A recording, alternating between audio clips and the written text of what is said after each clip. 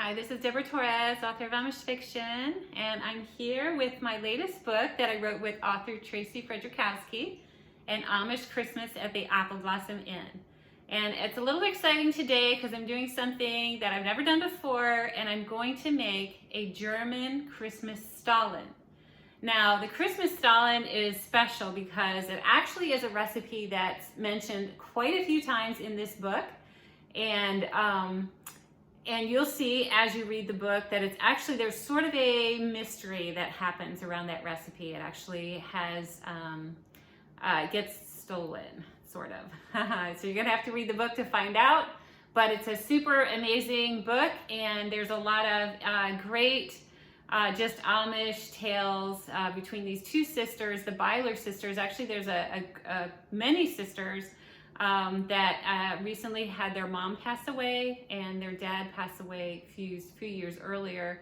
So they're sort of on their own. There's a lot of things up in the air for them.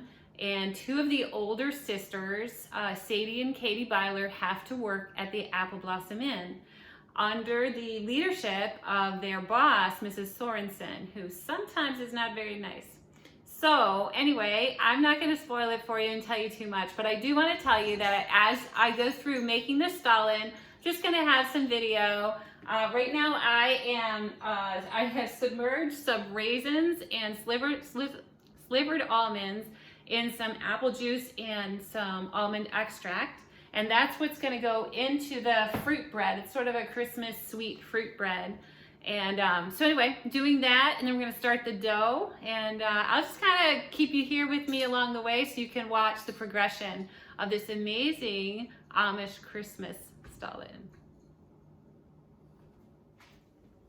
Okay, so we've made step 2 of this wonderful German Christmas fruit bread, and I actually had to go online because I think I was saying it wrong in my other video. It's actually Stollen.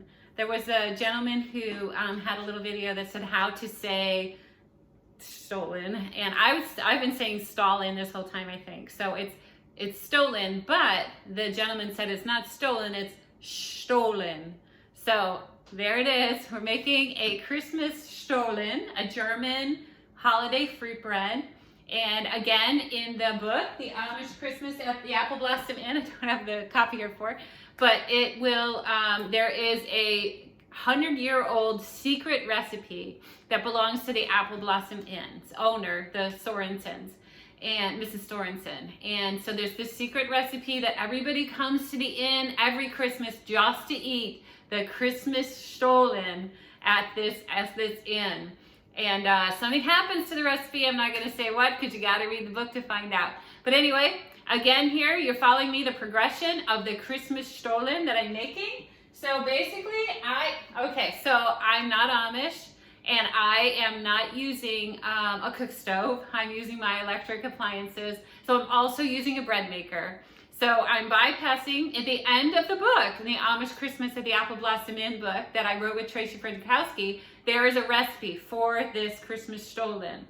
So at the end of the book, there's the recipe. That's what I'm following, but I'm not following it, making it in an Amish cook stove, and the dough is not going to be, kneaded and raised manually by me. It's going in my bread maker. So basically, I just filled my bread pan with all the ingredients, and I don't even know if I can tip this right for you to see. I don't want to try it because I don't want it all over my floor. But there's, it smells so good because there's some incredible spices in here right now. There's cinnamon and nutmeg and cardamom. And there's flowers and eggs and butter and milk, whole milk. Didn't get the half and half of the skim. We put the whole milk in here. So anyway, some great things there. I'm going to put it in my bread maker in a few minutes. But what I want to also tell you that in the Christmas Stollen, there's traditionally a long, thin log of marzipan. And I don't think I've ever eaten marzipan before. If I did, I didn't know what it's called. So this is the marzipan. We just went ahead and made it.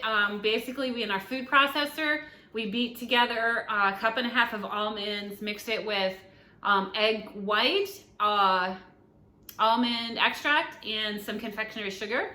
And basically this, I'm gonna put in the refrigerator while the dough cooks, or while the dough works in the bread maker.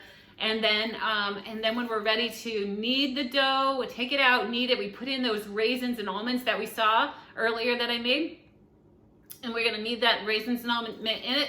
And I guess what we're gonna do, according to the recipe, is we're gonna make this big oval, and we're gonna stick this line of marzipan in the oval, and then sort of like blanket around it with the dough, and then I think we let that rise for a little bit, and then we cook it. So I think it's gonna taste pretty good. Oh, and I just remembered, in the dough also is a whole lemon's zest. So that's the shavings of the lemon peel. The whole zest is in there too. So I think it's gonna smell great, and it's gonna cook great and taste great. Kind of sad that I'm making it right now because it's still October, but our book launches in November, and then we're just gonna be hitting Christmas on out after that. So I may have to make it again in December for us if it just is an incredible hit in our family.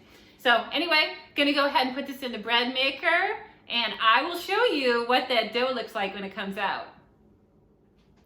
Okay, so we've gotten a little farther along. The dough came out of the bread maker, and the next step was to knead in the raisins and almonds that we had been soaking. Actually, I ended up soaking them overnight, but I don't think you had to soak them that long. But they were soaking in a mixture of, I think it was almond extract. Goodness, I forget now. What was the other thing? I know almond extract was a thing. It's in the recipe, and I talked about it earlier. So anyway, it was soaking in that wonderful liquid, and so those raisins got really, really plump. And then we put them in, and I kneaded them in, and then we created 2 separate loaves. And I'm going to show you them in a minute, but I wanted to read you just a little snippet from the Amish Christmas at the Apple Blossom Inn, where we talk about the Christmas Stollen that is made by, actually in this case, in this scene, it's made by the baker at the Apple Blossom Inn. Remember I said that people used to come from miles around just to eat the famous 100-year-old secret recipe of the Apple Blossom Inn, is Christmas Stollen.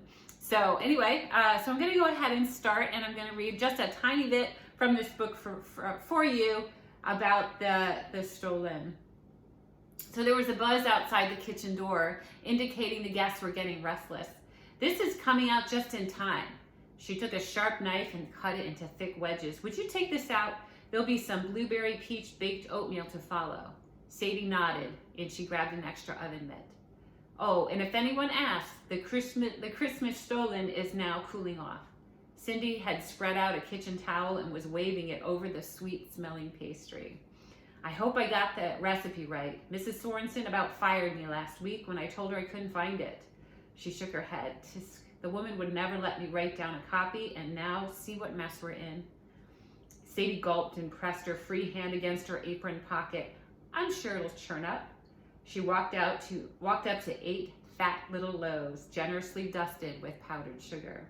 They smelled just like she had made with her Schwesters the other night. She breathed in the scent of cinnamon and spices, and her mouth watered. "Smells delicious. I'm sure you didn't miss a thing."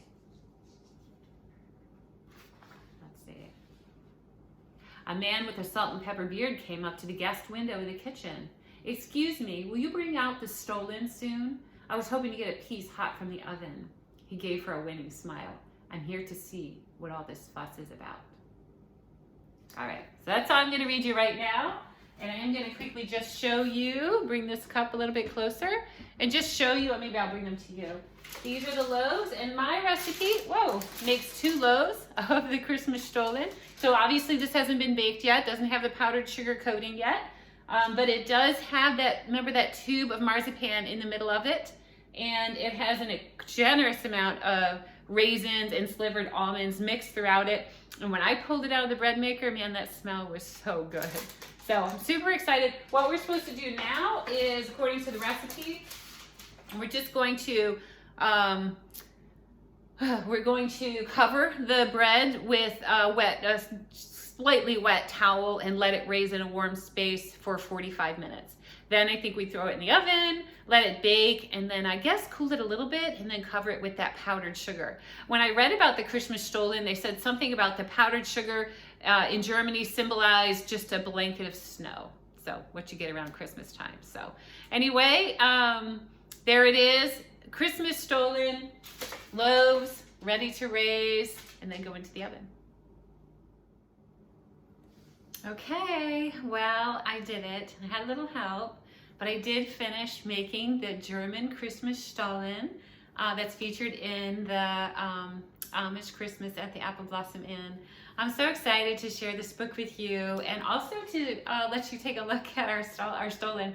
Honestly, I don't think I've ever eaten it. I think actually I did buy some at a grocery store once and it was pretty bad, so I think I just threw it away. But this is homemade Christmas Stollen, and I am super excited to finally have done it. And yeah, so take a look in the description below. You'll see a link to the Amish Christmas at the Apple Blossom Inn. In the back of the book, there is a recipe for the Christmas Stollen.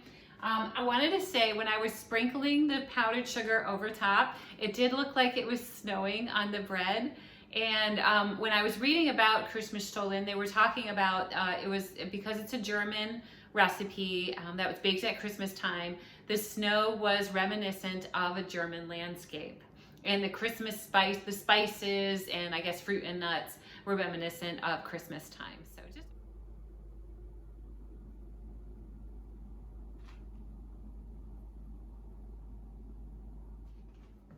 just a really special book and a special recipe.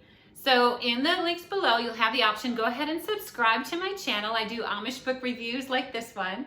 And subscribe to my channel below. And then you can also, there'll be an option to sign up for my author newsletter, where when you sign up, you'll get your own free digital version of an authentic Amish Christmas cookbook.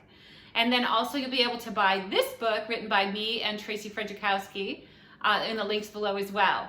So enjoy my time with you. Thanks so much for sticking with me. We'll see you on the next Amish book review.